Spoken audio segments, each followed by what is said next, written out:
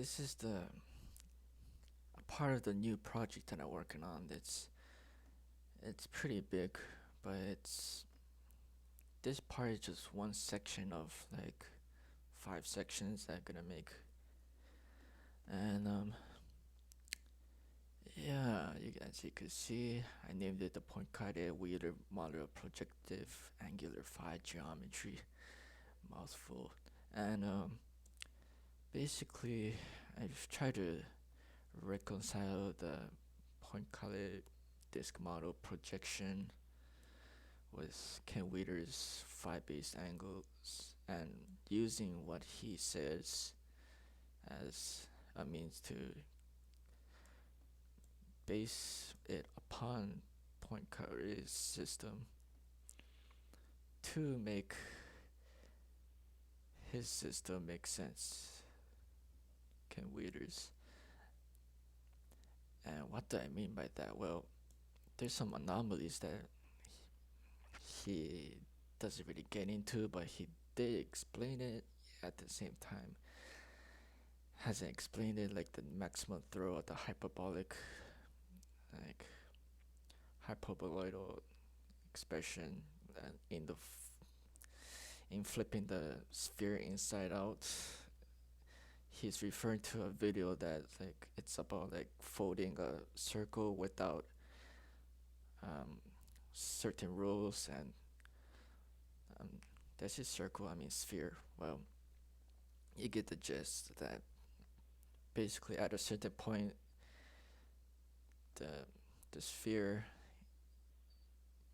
like the folded sphere, at a certain geometry before unfolding back into the regular sphere that's inverted, it has a dumbbell shape, which I don't know if you could see my cursor right now, but it's like I'm trying to express it right now.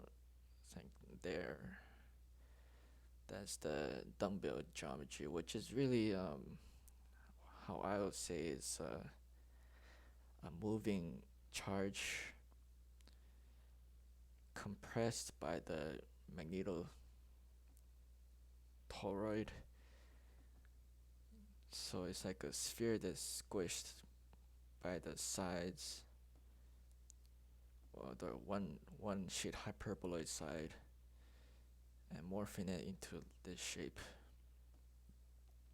And the opposite geometry of that is is a sphere but smashed in or pinched z-axially. Yeah, I should have put z pinch or whatever. So this is what I see as a z pinch. Well, you see the cursor, and it goes like that, and like that, like that, and like that. So that's the two-sheet hyperboloid z pinch, which you never heard that before, right? Well, some of you guys might say that, but everyone leaves the two-sheet part out. But anyways, I don't know where to begin with this. Well, let's get with the black hole geometry out of the way. Well, the black hole projected geometry as the inversion of dielectricity and magnetism as phi magnetism compressed to 1 over 2, while 1 over 2 dielectricity compressed to 1 over 4, but with the phi one sheet hyperboloid radius as a part of the maximum dielectric z-axis throw. You kind of get what I'm saying here. So this part, if you could see, that's the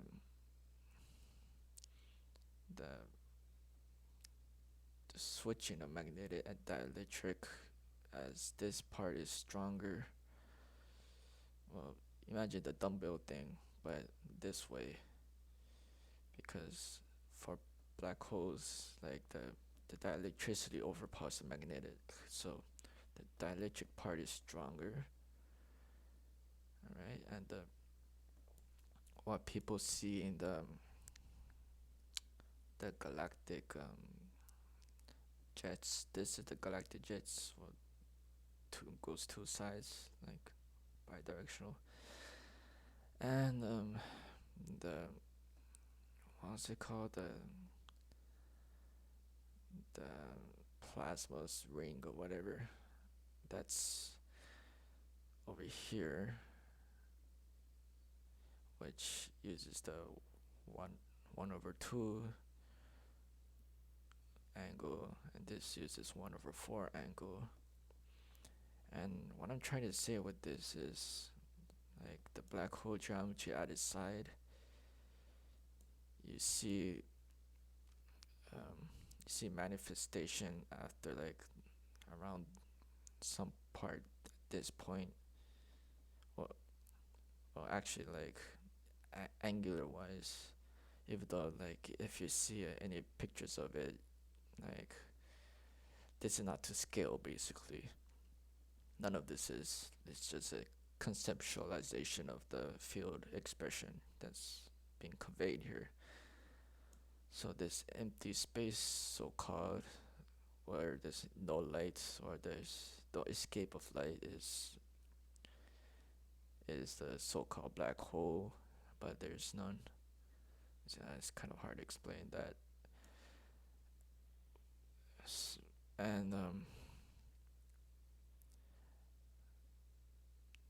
so however big this is, like, not big, what am I trying to say, so the black hole geometry, like, when it approaches to, like, the since the z-axis and the xy plane is switched, so I'm talking about the z-axis here, and, like, the black hole is going out this way and this way, and so yeah, so the jets are going like that, and the magnetic side is this, so the dielectric and the magnetic are like this, and there's a space here. Well, this angle is not included, as, like, both this and this approaches to infinity. Well, it never reaches it, but if it did, it would be the little universe. But if it did, yeah, it would become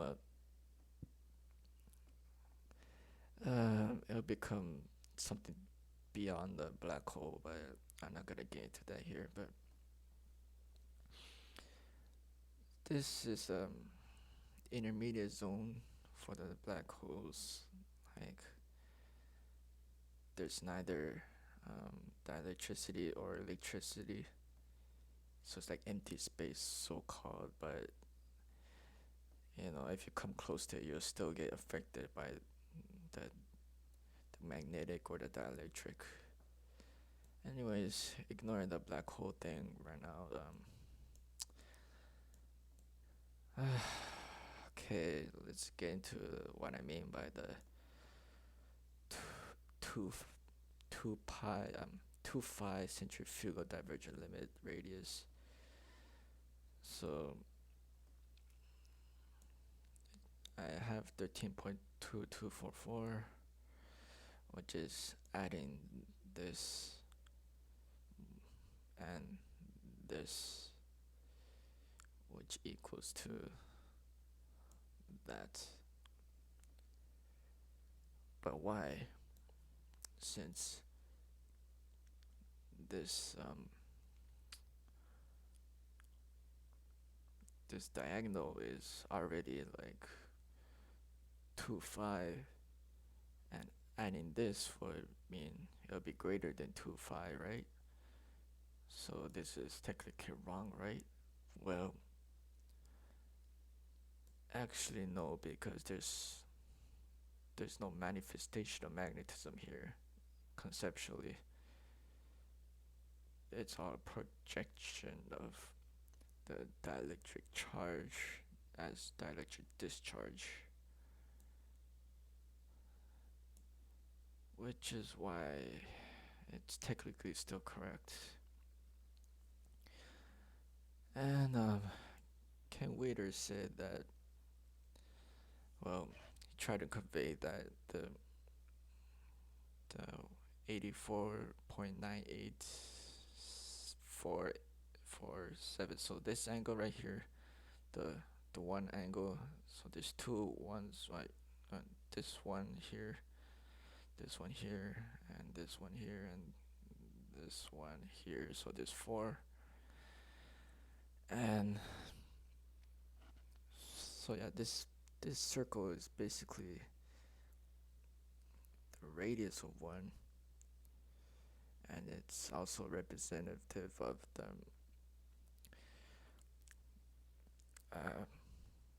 phi to the power negative 2 angle, or 1 over phi to the power 2 angle substituted into the whole thing. And explaining why is the projection of potential is in total phi. And so from this through this angle, you get the line that I trying to get right. This line, and this line is phi, and 1.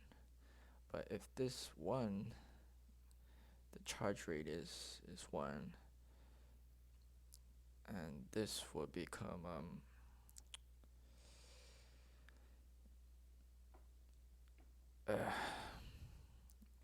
okay, what I'm trying to say is that the dielectric charge radius is 1, so whatever phi expression is like is outward and it's not included inside, which is why there's no inner phi circle inside the, I don't know if you could see this, but the phi minus 1 over phi centripetal convergent limit, or basically the whole of the proton. I'm not sure if I should call it nucleus or whatever, but I put it nucleus for now. The point source dipole, basically. And Ken Waiter tried to make the gyromagnetic precession angle to be half of the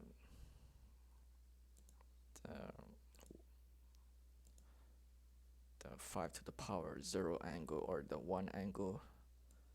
So this divided by 2 is this 42.49, which you could see this right here. So this is 42.49, and there's 2 of them, and the phi projection is, done at the XY plane. So there's only 1 phi, even though there's 2 of them here. Like, since this is a cross section, there's only ultimately just 1 phi projection, and 1 over 2 reciprocation into acceleration, actually, towards counter space. I'm just gonna get rid of that now. And I forgot the reason why, but Ken Waiter made 1 over 4, so the half of half as the dielectric in a sense. So there's 1 here, 1 here, 1 here, and 1 here. So the dielectric acceleration towards uh, counter space, which has no spatial volume, which isn't merely empty space, but it's beyond empty space in a metaphysical sense. But in a physical sense, you cannot really sense it. It's beyond sensation. And why is 5 to the power negative 3 angle right in the middle? Well, 5 to the power negative 3 expressed into 1 divided by 5 to the power negative 3 is 5 to the power of 3, which just makes the whole angle of 1, the angle of 1, the angle of 5, the angle of 5, which in total makes 5 to the power of 3, which is the extrapolation of that into the 3D, three-dimensional space from the two-dimensional, which is what Ken Wither and Poincare might let me try to explain, but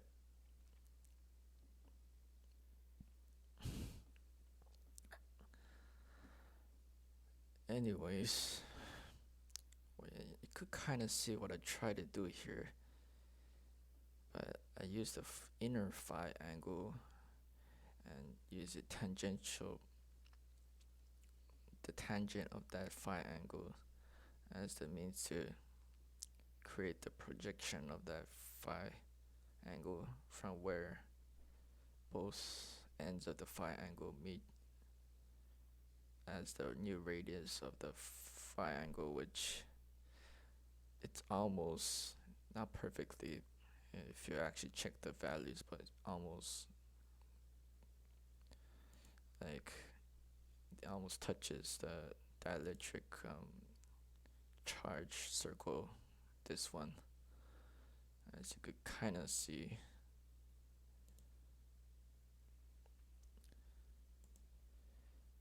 And so if I were to put a circle inside and use the reflect about circle, it'll be much bigger than this, which I wasn't sure if I wanted to do that, but this is basically how Ken Witter seems to like it.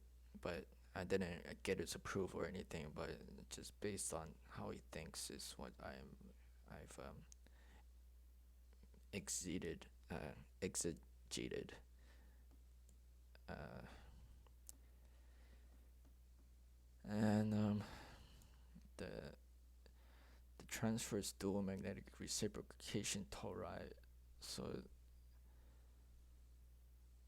I forgot which direction. I think it's like, so it's like coming outward. So it's like that and goes back in like that. So imagine this reciprocation. It's like, going around at a XY plane. So this is XY plane. This is Z axis. Oops. My hard drive fell right there. Well, so this is going this way while going around in the plane. And while this one is going this way and going around in the same direction in a sense. It's hard to explain. And what do I mean by the degenerated tori sphere thing, the dual longitudinal magnetic convergent degenerated tori spheres? Well, if you take the magnetic z pinch, not magnetic z pinch, but the magnetic aspect of the circle of the projection, which you can see here, what's left over, then if you fill in that space, what's left over is the acceleration towards counter space, which is convergent longitudinally, which, if you think about this, like the see where the dumbbell shape is. So the dumbbell shape, the inner part of it is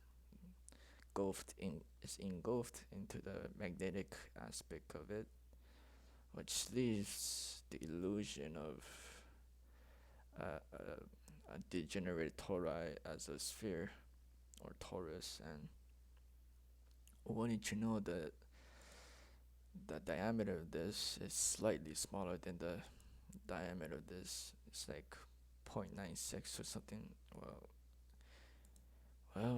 we could just check right now. Midpoint, la, intersection, whatever. And the distance, 0.96. So what does this mean? Well, does it really mean anything unless you want it to? Which my theory is that this will be um, the proton, and this will be the neutron. Well, the potential location of it. So this and this will be deuterium, and this and this will be tritium. Well, the potential location of it, I hypothesize, will be around those places, but I'm not sure if how the geometry will work beyond tritium, which that's some future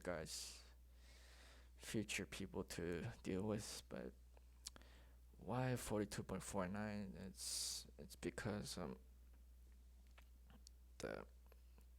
the angles that scientists use to find the precision of the proton is close to this, which is why Ken Wheeler insists that this is the actual geometry that is used. And whether or not that's true is up for debate.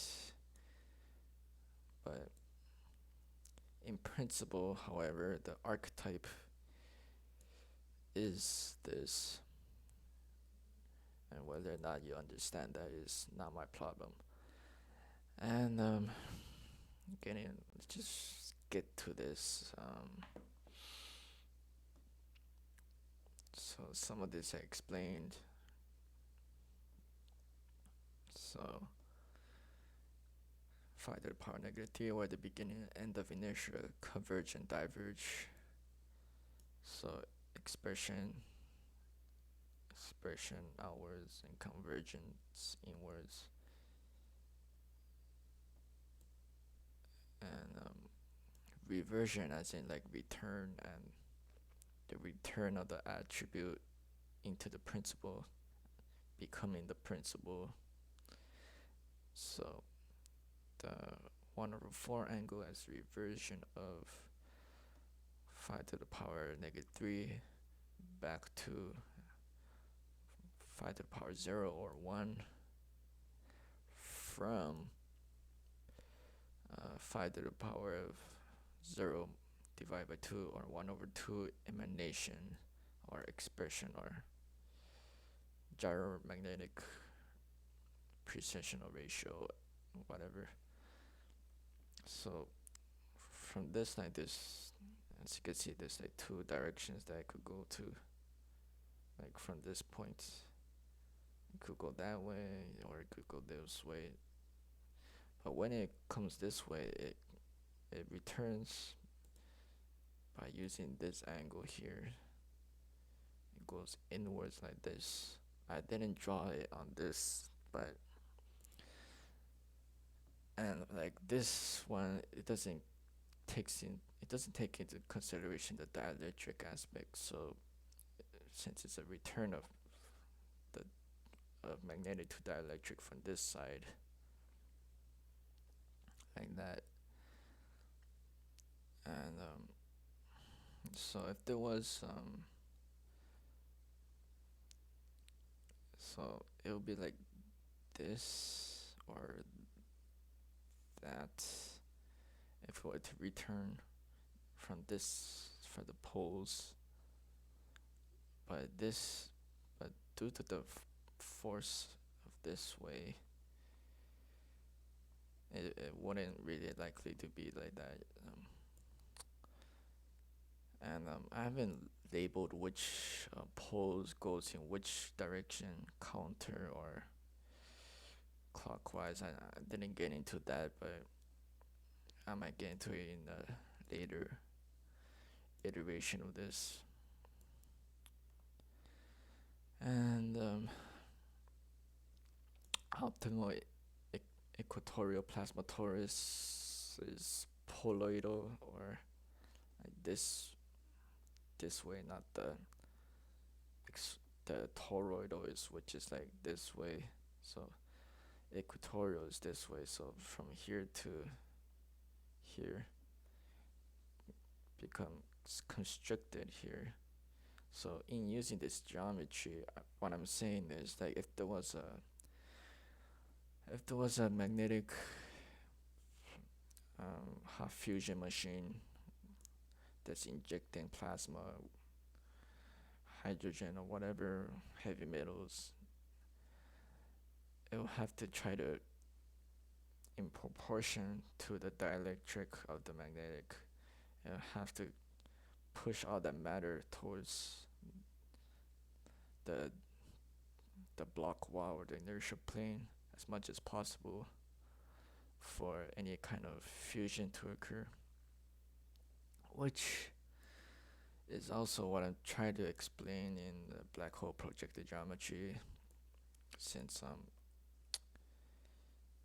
in a black hole the plasma torus is this way, but the generation of like the galactic jets are this way, which the generation stays in the z-axis of the black hole, which I'm using my cursor as a side, like a 90 degrees rotated version of the black hole geometry. And so this is where,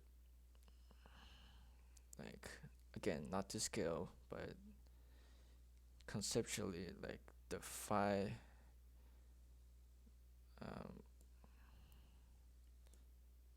the one sheet hyperbola radius, or this way but this way,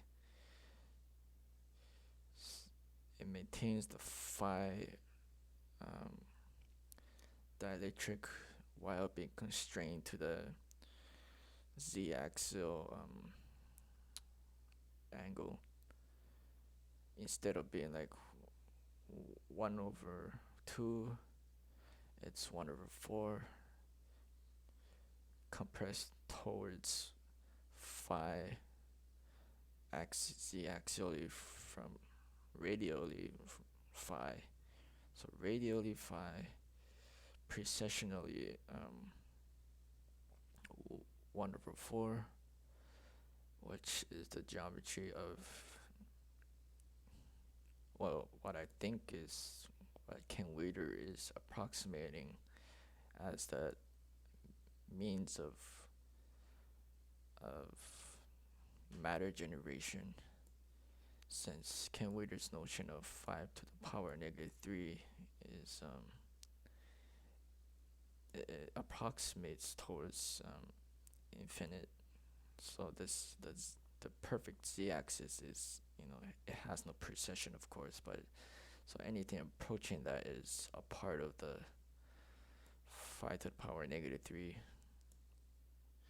But instead of convergence, like, so again, talking about the black hole here, the z-axis is here and the xy plane is this way. So talking about this black hole here, the expression will be uh, this way and this way, instead of being like convergent, like it just goes off because the power is too strong for it to stay in the inertial plane. But I'd, like, I mean, not the inertial plane, but the z-axis. So after this point is that it becomes matter, basically by because of the churning of the ether. Matter is generated around here, and again, not to scale. So why doesn't generate here? Because the magnetic is stronger than the dielectric expression. So the z-axial throw, hyperbolic throw, is considerably stronger, which is why it goes out. The inverse to that, the inverse. So okay, since the phi, the dielectric phi becomes a part of the throw, and with precision it becomes the z-axis, the degenerated tori. It basically becomes matter in a sense, since this approaches towards infinity. The dielectric z-axis, as this angle gets constrained towards the infinite. That's basically why new matter is created from very strong dielectric black holes, which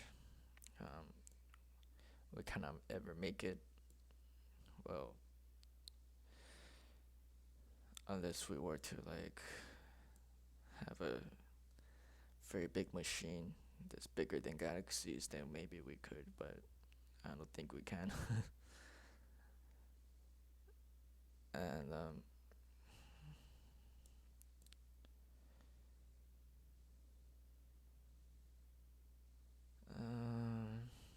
okay, let me get into the spindle tori, or torus, since there's more than one. And so this is basically the top-down view of the ferrocell of the ring magnet. Imagine there's more of these circles going around like this, but the path is like, it's not real in the z-axis and xy orientation,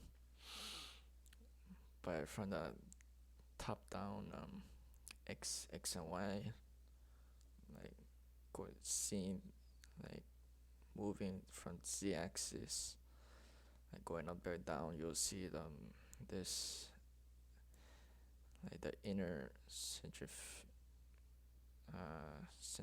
centripetal dielectric of the magnet, the ring magnet of the inside space, and the outside space will be outside like this, like that, and like that.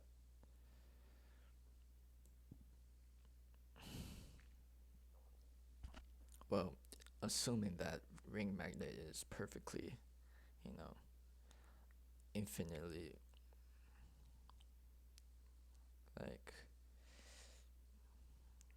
like a perfect conceptual sphere with no width to it. But yeah, anyways,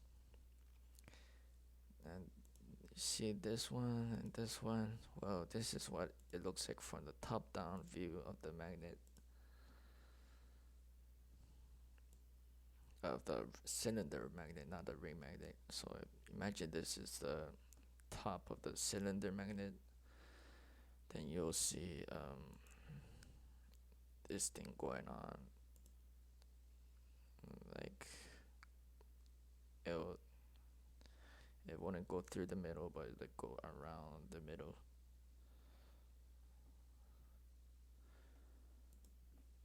And um,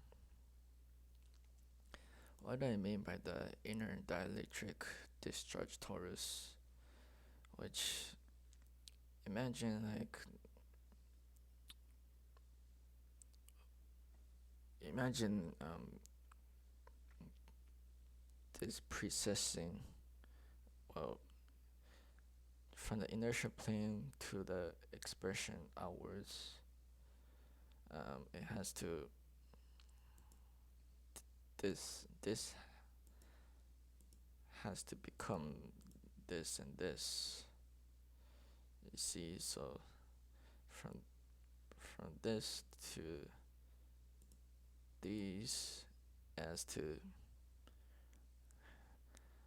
like unravel itself in a sense, z-axially.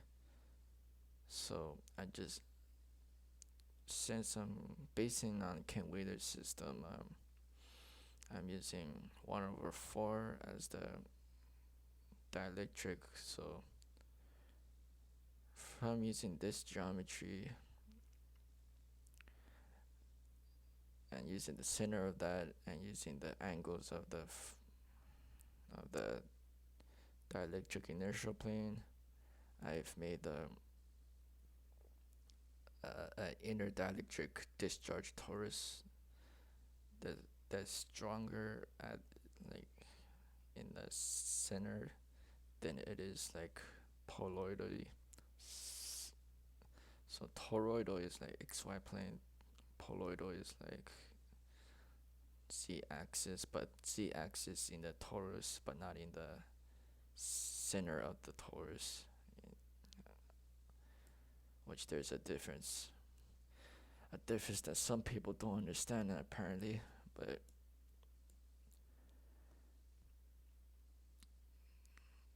okay, so what do I mean by the inner 1+2 sheet hyperboloid? Well, the inner 1 sheet is this part, and the 2 sheet is this part. So if this didn't exist, there wouldn't be anything here or here. So there's no there wouldn't be any so-called moving charges nor moving magnetic fields if there was no counterspatial aspect to it. So this is dielectric acceleration, and this is magnetic force, and so the antithesis to both is the counter space. And that is what most people don't understand, and they misappropriate it and they misinterpret it.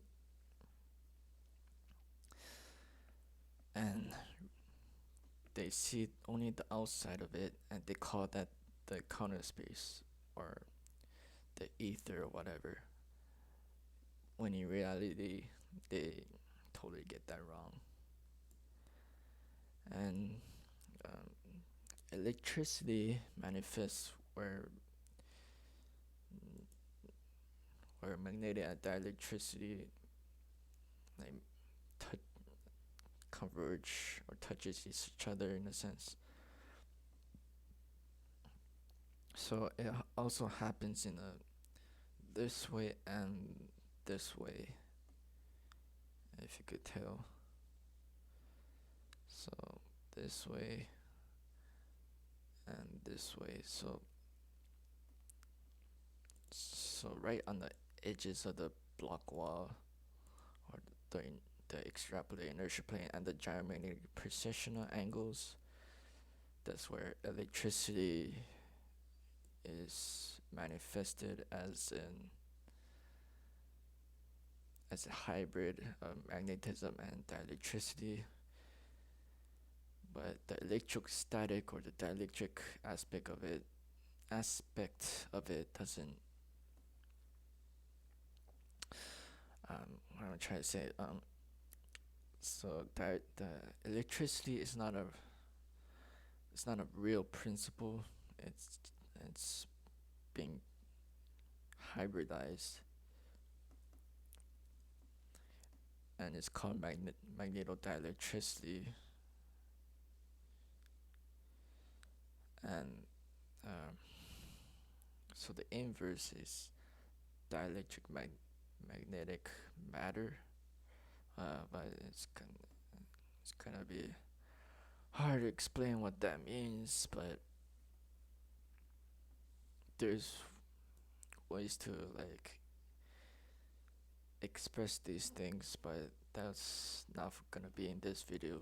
And Ken Witter explains it in some of his video as to what he thinks is one of the most important charts in his book, which barely no one talks about or don't want to talk about or know, but they don't talk about it anyways. And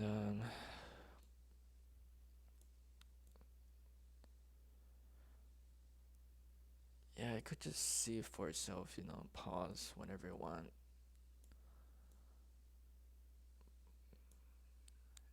And I guess it'll be it for this video. Thanks for watching.